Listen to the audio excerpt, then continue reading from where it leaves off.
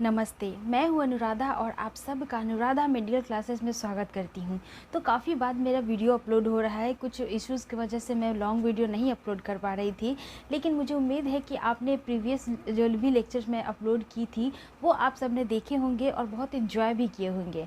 I know कि कुछ लोग का बहुत पर्सनल सवाल होता है जो यहाँ पर बोलने से कतराते हैं कि कमेंट बॉक्स में सारे लोग देखेंगे तो फिर क्या बोलेंगे, तो उनके लिए मैं हमेशा रिकमेंड करती हूँ कि वो मुझे इंस्टाग्राम पे फॉलो करके वहाँ पे मुझसे सवालों को पूछ सकते हैं और लोग पूछते भी हैं। तो यदि आपका भी कुछ डाउट होता है, किसी भी प्रकार का डाउट होता है, सेक्सुअली बिहेवियर से रिलेटेड होता है या फिर पर्सनल निजी मामले का संबंधित जो भी समस्याएं होती है और उससे संबंधित होती है, तो आप मुझसे इंस्टाग्राम पे ज़रूर पूछ सकते हैं। मैं वहाँ पे पर्सनली बात करके आपसे आपके सवालों का जवाब देती हूँ।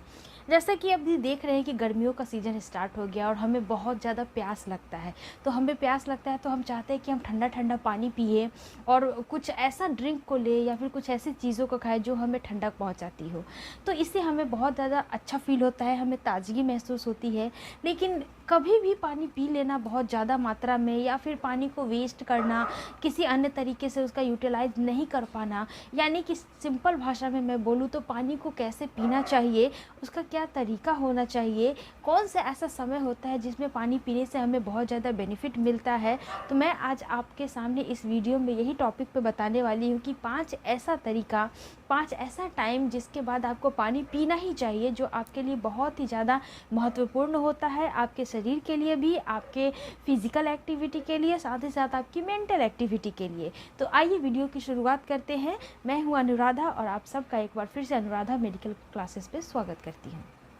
हाँ, तो जैसा कि हम लोग सुबह सूत के उठते हैं तो उठने के बाद हमें कुछ ऐसा फ्रेशनेस वाले ड्रिंक चाहिए होता है जो आपको बहुत ज़्यादा ताजगी पहुँचाए। तो मैं आपको बता दूं कि वाटर जो होता है, जिसका केमिकल जो फार्मूला होता है H2O होता है, यानी कि हाइड्रोजन प्लस ऑक्सीजन से मिल करके यह आपका पानी बना हुआ होता है।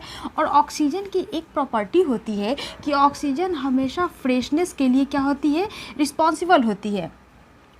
फ्रेशनेस कहने का मतलब हो गया ताजगी। हम हमेशा चाहते हैं कि कुछ ऐसी चीज़ हो, जैसे मूड ऑफ है या फिर हम कभी बहुत ज़्यादा बीमार हो जाते हैं मेंटली या फिर इमोशनली, तो हम चाहते हैं कि हम जल्दी से रिकैप हो जाए, हमारा मूड स्विंग हो जाए, जल्दी से हैप्पीनेस हो जाए। या फिर बहुत टायर्ड है, सुबह उठ करके आपको नींद तोड़ना है, तो हमेशा चाय प्रेफर करते हैं। लेकिन क्या आप जानते हैं कि चाय पीने से पहले हमें 1 गिलास ठंडा पानी पीना चाहिए? कुछ लोग तो पीते भी हैं। इनफैक्ट मेरे घर में भी, मैं खुद भी अप्लाई करती हूँ कि खाली पेट कभी भी चाय नहीं पीना चाहिए। इससे बहुत ही ज़्यादा समस्याएं उत्पन्न हो जाती है, जैसे गैस्ट्रिक की समस्या, एसिडिटी की समस्या, डाइजेशन संबंधित समस्या। मैंने चाय के ऊपर स्पेशल वीडियो भी बना रखा है, तो यदि आप देखना चाहते हैं तो मेरी वीडियो में जाइए। आपको जस्ट अभी 1-2 दिन पहले ही मैंने अपलोड किया है, वहाँ पर आपको मिल जाएगा कि चाय पीने का सही तरीका क्या होता है। तो ये रही चाय की बात कि हम चाय पी करके अपने नींदों को तोड़ते हैं, फ्रेशनेस के लिए यूज़ करते हैं। लेकिन उस फ्रेशनेस से पहले आपको सोचना पड़ेगा कि क्या नेचुरली जो चीज़ अवेलेबल है उसको भी तो लिया जा सकता है। क्यों सिर्फ हम अपने चाय को ही लेकर के यूज़ करें या फिर किसी अन्य तरह का ड्रिंक को लिए। हम अपने सुबह के शुरुआत जो होता है हमेशा नेचुरल चीज़ से शुरू करना चाहिए, जिसमें आपका आता है पानी। तो हमेशा आपको सोने के बाद, यानी कि सो करके उठते हैं, उठने के बाद आपको क्या करना है, हमेशा फ्रेश पानी पीना है, नहीं बहुत ज़्यादा ठंडा पीना है, नहीं बहुत ज़्यादा गर्म पीना है। यदि आप गुनगुना करके पीते हैं तो ये बहुत ही ज़्यादा बेनिफिट देगा। क्यों? क्योंकि अगर आप बेनिफिशियल रूप से गर्म पानी पीते हैं तो यह आपके बॉडी में अंदर जाता है और साथ ही साथ जो पैथोजेंस, जो बैक्टीरिया वगैरह आपके इंटेस्टाइन के साथ साथ आपके जितने भी डाइजेस्टिव सिस्टम वाले जो पाथवे होता है वहाँ पे प्रेजेंट होता है, तो वो गुनगुने पानी की मदद से क्या होते हैं, कुछ बैक्टीरिया तो ऐसे ही मर जाते हैं और कुछ जो होते हैं, जैसे पाचन संबंधित समस्याएं जो होती है, जिनको स्टूल त्यागने में दिक्कत होती है, यानी कि मल निकास में दिक्कत होती है, तो वो यदि गुनगुना पानी पी करके बाथरूम जाते हैं तो उन्हें बाथरूम बहुत ईजिली पास आउट हो जाता है। और आप देखेंगे कि आपको बाथरूम करने के समय में भी बहुत ज़्यादा प्रेशर लगाने का ज़रूरत नहीं होता है। तो इस तरह सुबह उठने के बाद आपको पानी पीना चाहिए, क्योंकि ये बेस्ट टाइम होता है कि आप अपने सुबह का शुरुआत एक फ्रेश चीज़ से करें। और फ्रिज का पानी नहीं पीना है, एकदम डायरेक्ट रूप से लिया हुआ चापाकल से या फिर मोटर चला करके या फिर समरसेबल, जिस चीज़ का भी आपको पानी मिलता है, आप इस तरह से पानी पी करके दिन की शुरुआत कर सकते हैं। नेक्स्ट आता है, यही आपका लिखा हुआ था फर्स्ट पॉइंट, कि first you get up then you should drink water. Next है आपका आफ्टर डूइंग वर्कआउट। वर्कआउट कहने का मतलब हो गया कि लोग अपने आप को फिट रखने के लिए जिम जाते हैं, एक्सरसाइज वगैरह करते हैं। तो यदि आप एक्सरसाइज वगैरह करते हैं तो उसके बाद 5 मिनट 10 मिनट रिलैक्स होकर के आपको पानी पीना चाहिए। क्यों? क्योंकि जब हम एक्सरसाइज वगैरह करते हैं तो हमारे शरीर का जितना भी जो ऑक्सीजन होता है, जो मसल्स वगैरह में स्टोर होते हैं, आपके एनर्जी होते हैं, ऑक्सीजन्स जो होते हैं वो यूटिलाइज हो जाते हैं। आप देखते हैं कि बहुत ज़्यादा अगर हम एक्सरसाइज करते हैं तो हमारे बॉडी में लैक्टिक एसिड बनने लगता है, ऑक्सीजन ख़त्म हो जाता है, लैक्टिक एसिड बनने लगता है, जिस वजह से हमारे क्रैम्प होने लगता है। हमारे पेट में आप देखेंगे पेटों में ऐंठन सी होने लगती है, उसको हम लोग क्रैम्प बोलते हैं, ड्यू टू लैक्टिक एसिड बनने लगता है। ठीक है, तो इस तरह से हमें उस चीज़ को कम करने के लिए या फिर इस तरह से बहुत ज़्यादा परेशानी ना हो, हमें फ्रेशनेस फिर से फील होने लगे, क्योंकि एक्सरसाइज के बाद हमारी पूरी एनर्जी क्या होती है, लॉस हो जाती है। तो उसको रीगेन करने के लिए, उसको वापस से हमें फ्रेशनेस के लिए हमें वर्कआउट के बाद पानी पीना चाहिए। लेकिन तुरंत नहीं पीना है, आपको 5-10 मिनट रिलैक्स हो जाना है, फिर आपको पानी पीना है। तो ये रहा आपका दूसरा पॉइंट कि हमें आफ्टर डूइंग वर्कआउट के बाद पानी पीना चाहिए। 30 मिनट्स बिफोर मील। देखिए 30 मिनट्स कहने का मतलब कि आधे घंटे पहले आपको खाना खाने से पहले पी लेना चाहिए।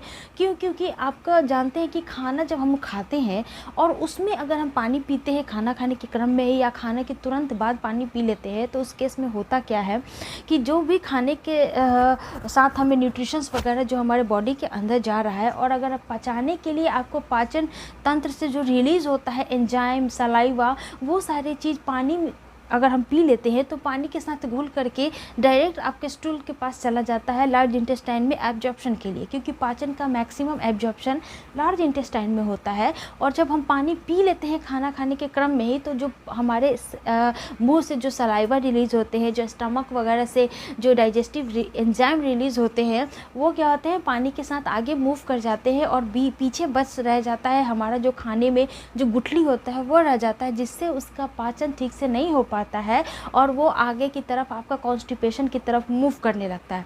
इसीलिए कभी भी खाना खाने से पहले आपको पानी नहीं पीना चाहिए, और खाने के आधे घंटे 15-20 मिनट पहले आप पानी पी लीजिए 1 ग्लास, उसके बाद खाना खाइए। इसका क्या असर होगा कि अगर आपके नली वगैरह में कुछ चीज़ फंसा हुआ है, कोई चीज़ अवरोध उत्पन्न कर रहा है आपके पाचन संबंधित चीज़ों के लिए, तो वो पानी के साथ डाइजेस्ट होकर के आपके लार्ज इंटेस्टाइन में चला जाएगा, रेक्टम में चला जाएगा वेस्ट प्रोडक्ट के फॉर्म में, और जब रास्ता क्लियर हो जाएगा तो फिर आप अच्छे से आसानी से खाना को खा सकते हैं, उसका पाचन भी बहुत ईजिली होने लगेगा। तो इस तरह कहा जाता है कि हमेशा 30 मिनट के पहले आपको क्या करना है, खाना खाने के 30 मिनट पहले पानी पी लेना है। बिफोर गोइंग टू बेड, हमें हमेशा सोने के जाने के टाइम में क्या करना चाहिए, पानी को पीना चाहिए। बिकॉज़ चूँकि खाने के बाद तो हम पीते नहीं है तुरंत, तो खाना खाने के बाद उसको पचाने के लिए तो पानी का ज़रूरत है ना। बाद में आपका जो स्टूल होता है, जो मल होता है, उसको स्मूथ बनाने के लिए पानी की ज़रूरत होती है। तो हम कभी कभी क्या करते हैं, मान लीजिए जिनको आदत है खाना खाने के बाद पानी नहीं पीते हैं, बहुत अच्छी बात है, लेकिन अगर वो भूले भूले सो जाते हैं इसी तरह पानी पिए बिना, तो ये गलत बात है। क्योंकि अगर आप पानी नहीं पिएंगे तो जो खाना आपको पचाने के लिए पेट में गया हुआ है, वो पचने के क्रम में उसको क्या चाहिए, लिक्विडिटी चाहिए, जिससे वो खाना आसानी से पच जाए, और रेक्टम में जब जाएगा तो फिर वहाँ पे उसको मल के साथ पानी मिलेगा, तो फिर वो लिक्विड के फॉर्म में आपके बॉडी से सुबह बहुत आसानी से पास आउट होगा।